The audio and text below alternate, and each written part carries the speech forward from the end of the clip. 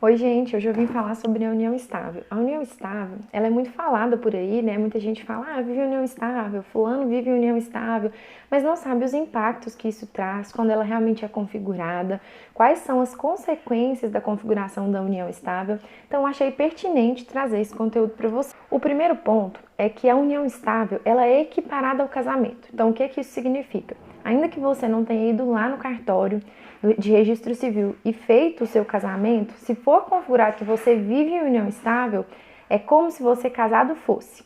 Você só não vai ter trocado o seu estado civil, que continua solteiro, mas incide regime de bens, incide algumas limitações, incide questões sobre a administração do seu patrimônio, sobre como fica depois que você morrer. Primeiro, na união estável, e aqui eu vou tratar da união estável não regulamentada, ou seja, aquela que não tem um contrato de união estável, nessa relação vai ser aplicado o regime da comunhão parcial de bens, que é aquele regime mais tradicional que a gente já conhece, eu acredito que você saiba, né, mais ou menos sobre ele, que é o regime no qual vai partilhar o patrimônio em caso de divórcio, em caso de separação, o que foi adquirido na constância da união estável de forma onerosa, ou seja, o que foi comprado durante a união estável. Então aqui não vai entrar na partilha os bens adquiridos por herança, por doação, tudo que foi adquirido a título gratuito. Em caso de morte, é um pouco diferente. Em caso de morte, além de ser partilhado esses bens que foram adquiridos na constância da união estável, isso em razão do fim da união estável, também vai ser partilhado, também o companheiro vai ter direito naqueles bens que foram adquiridos antes da união estável ou que foram adquiridos a título gratuito, né, por doação ou herança, na constância da união estável.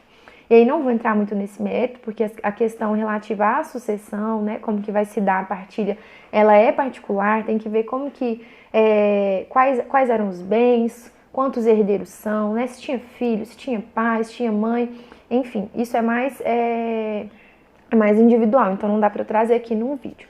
Então, o primeiro ponto sobre a união estável que eu considero muito importante é saber que tem consequências a configuração da união estável, consequências patrimoniais, né, que as pessoas precisam se atentar, porque pode ser que, por exemplo, esse regime de bens não seja o que a pessoa gostaria de se casar, né?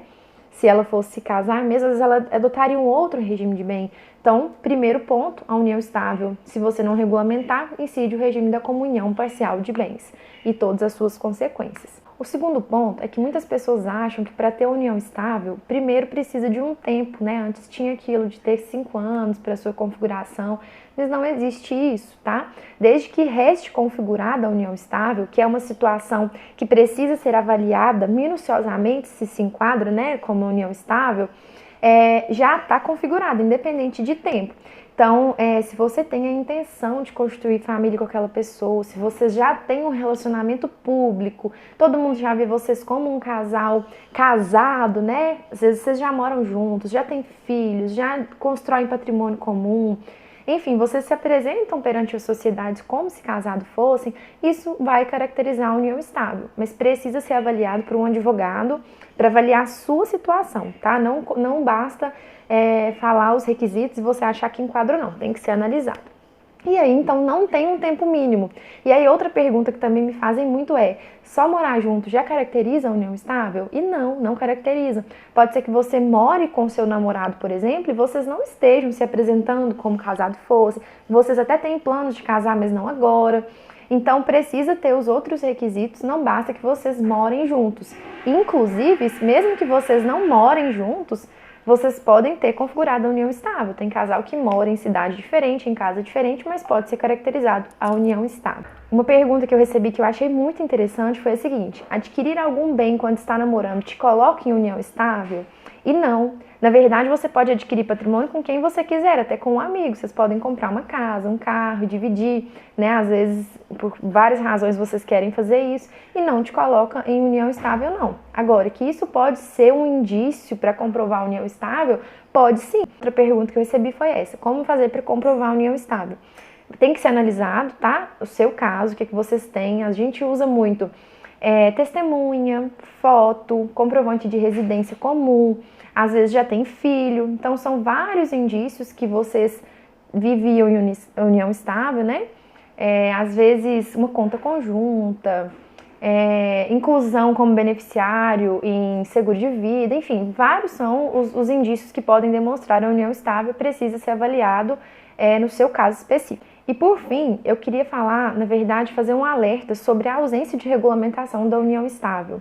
Essa ausência de regulamentação pode fazer com que um dos companheiros fique no prejuízo em caso de separação ou no caso de morte.